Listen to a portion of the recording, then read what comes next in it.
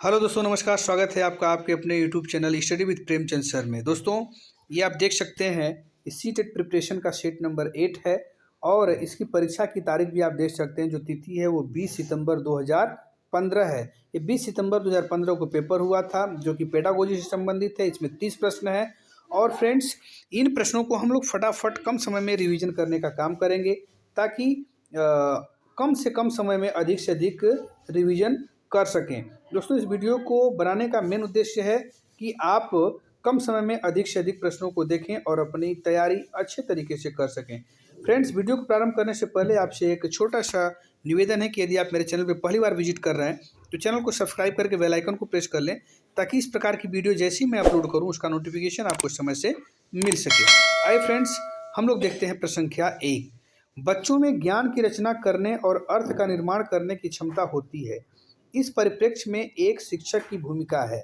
इस परिप्रेक्ष्य में एक शिक्षक की क्या भूमिका होती है? ये सुगमकर्ता की भूमिका होती है। याद रखेंगे कि बच्चों में ज्ञान की रचना करने और अर्थ का निर्माण करने की क्षमता जो होती है, इस परिप्रेक्ष्य में एक शिक्षक की क्या भूमिका हो सकती है?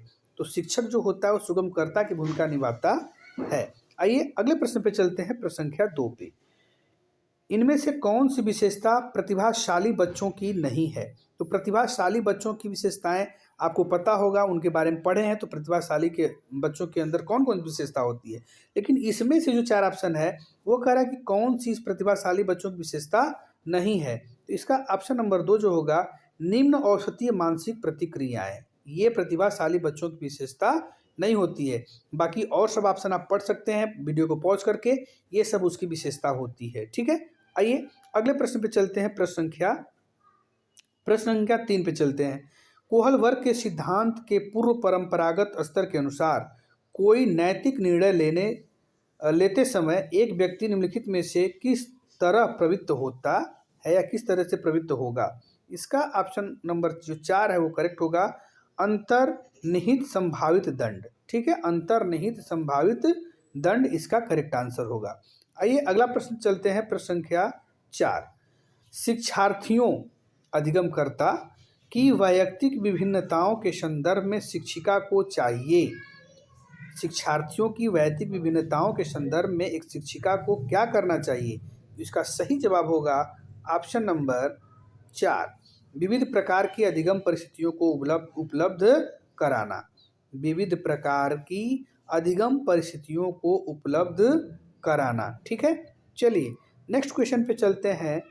अगला प्रश्न हमारा है प्रश्न संख्या 5।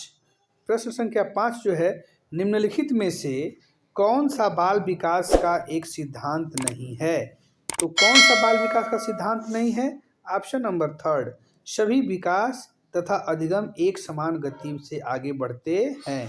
ये जो है सभी विकास और सभी अधिगम एक समान गति से आगे बढ़ते हैं, ये बाल विकास का एक सिद्धांत नहीं है।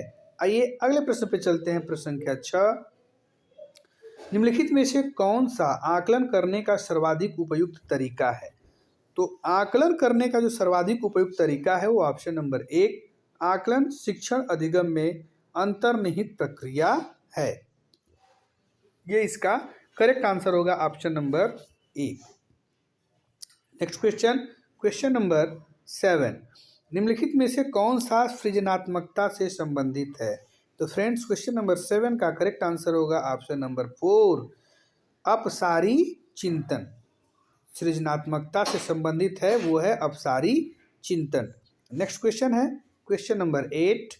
बच्चों के बारे में निम्नलिखित कथनों में से किस कथन से वाइगोत्स्की सहमत होते हैं? प्रश्न को ध्यान से देखें। बच्चों के बारे में निम्नलिखित कथनों में से किस कथन से वाइगोत्स्की सहमत होते हैं? तो इसका जो करेक्ट आंसर होगा आप देख सकते हैं ऑप्शन नंबर 4, ये सही होगा। बच्चे समवयस्कों और वयस्कों के साथ सामाजिक अंतःक्रियाओं के माध्यम से सीखते हैं, ये वाइगोत्स्की ने कहा है कि बच्चे समवयस्कों और वयस्कों के साथ सामाजिक अंतःक्रियाओं के माध्यम से सीखते हैं। Next question number 9। बच्चे बस प्रश्न दे दिया बच्चे, ये आपके सामने 4 ऑप्शन है और चारों ऑप्शन में से कौन सा ऑप्शन सही है? आप सभी ऑप्शन को पढ़ सकते हैं वीडियो को रोक करके। तो कह रहा है कि बच्चे, इसका करेक्ट आंसर क्या होगा? ऑप्शन नंबर 4, जिज्ञासु प्राणी होते हैं और जो अपने चारों ओर के जगत को खोजने के लिए अपने ही तर्कों और क्षमताओं का उपयोग करते हैं। बात सही है। जो बच्चे होते हैं वो बच्चे कैसे होते हैं फ्रेंड्स? वो जिज्ञासु प्राणी होते हैं जो अपने चारों ओर के जगत को खोजने के लिए अपने ही तर्कों और क्षमताओं का उपयोग करते हैं। ठीक है, ये होता है। और आप देखते भी होंगे छोटे छोटे बच्चे यदि घर में हैं तो उनके अंदर कितनी जिज्ञासाएं होती हैं, तमाम प्रकार के प्रश्न आपसे करते हैं और वो जानने की कोशिश भी करते हैं। नेक्स्ट क्वेश्चन है क्वेश्चन नंबर 10। बच्चों की त्रुटियों के बारे में निम्नलिखित में से कौन सा कथन सत्य है? तो इसका जो कथन सत्य है वो ऑप्शन नंबर 1, बच्चों की त्रुटियां उनके सीखने की प्रक्रिया का अंग है। बिल्कुल बात सही है। जो बच्चे होते हैं वो जब सीखते हैं तो जाहिर सी बात है त्रुटियां करेंगे, तो बच्चों की जो त्रुटियां होती हैं उनके सीखने की प्रक्रिया का एक अंग होता है। आइए नेक्स्ट क्वेश्चन पे चलते हैं। Question number 11। अध्यापक को यह सुनिश्चित करना चाहिए कि उसकी कक्षा के सभी शिक्षार्थी अपने आप को स्वीकृत और सम्मानित समझें। इसके लिए शिक्षक को क्या करना चाहिए? तो इसके लिए जो शिक्षक को करना चाहिए वो है ऑप्शन नंबर 3। ध्यान से देखें, अपने शिक्षार्थियों की सामाजिक और सांस्कृतिक पृष्ठभूमि को जानकारी प्राप्त करें और कक्षा में विविध मतों को प्रोत्साहित करें। ठीक है, ये है इसका correct answer, option number 3। Next question है क्वेश्चन नंबर 12। सुरेश सामान्य रूप से एक शांत कमरे में अकेले पढ़ना चाहता है, जबकि मदन एक समूह में अपने मित्रों के साथ पढ़ना चाहता है। यह उनकी खाली संधिया है में विभिन्नता के कारण है। तो वह किस विभिन्नता के कारण है? तो वह है अधिगम शैली की विभिन्नता के कारण। ठीक है, चलिए अगला प्रश्न है 13। भारत में भाषिक विभिन्नता बहुत है। इस संदर्भ में विशेषकर कक्षा 1 और 2 प्राथमिक स्तर पर बहुभाषिक कक्षाओं के बारे में सर्वथा उपयुक्त कथन है। तो कक्षा 1 और कक्षा 2 के बारे में बहुभाषिक कक्षाओं के बारे में सर्वथा उपयुक्त कथन क्या है? ऑप्शन नंबर 2, शिक्षक को सभी भाषाओं का सम्मान करना चाहिए और सभी भाषाओं में अभिव्यक्ति के लिए बच्चों को प्रोत्साहित करना चाहिए। ठीक है, भारत में भाषिक विभिन्नताएं बहुत हैं, लेकिन हमारा काम क्या है कि हम सभी भाषाओं का सम्मान करें और सभी भाषाओं में अभिव्यक्ति एवं बच्चों के लिए प्रोत्साहित करना सिखाएं। चलिए अगला प्रश्न है प्रश्न संख्या 14 नंबर प्रश्न है, प्रकृति पोषण विवाद में प्रकृति से क्या अभिप्राय है? तो प्रकृति पोषण विवाद में प्रकृति से अभिप्राय है कि जैविकीय विशिष्टताएं या वंशानुक्रम सूचनाएं। जैविकीय विशिष्टताएं या वंशानुक्रम सूचनाएं ऑप्शन नंबर 1 जो है सही होगा। चलिए अगले प्रश्न पे चलते हैं, प्रश्न संख्या 15।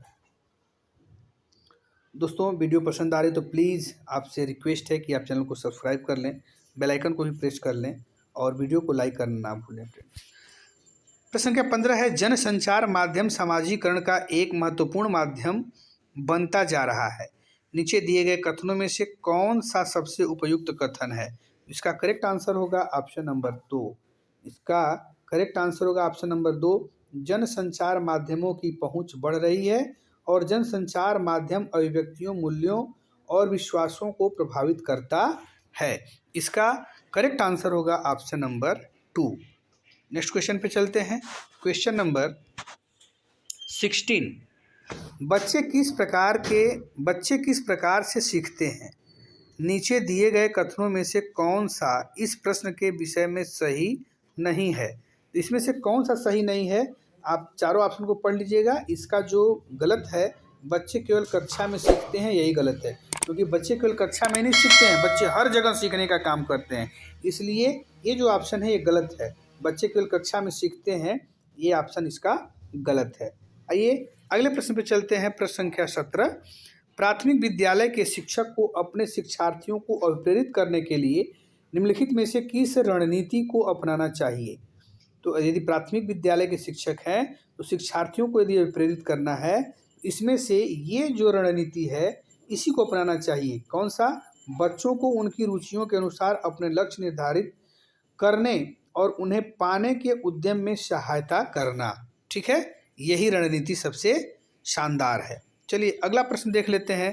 प्रश्न संख्या 18, निम्नलिखित में से कौन सा सामाजिकरण का एक प्रमुख कारक है? तो फ्रेंड्स, सामाजिकरण का जो सबसे प्रमुख कारण है वो है परिवार। परिवार जो है सामाजिकरण का सबसे प्रमुख कारण है। चलते हैं अगले प्रश्न पे।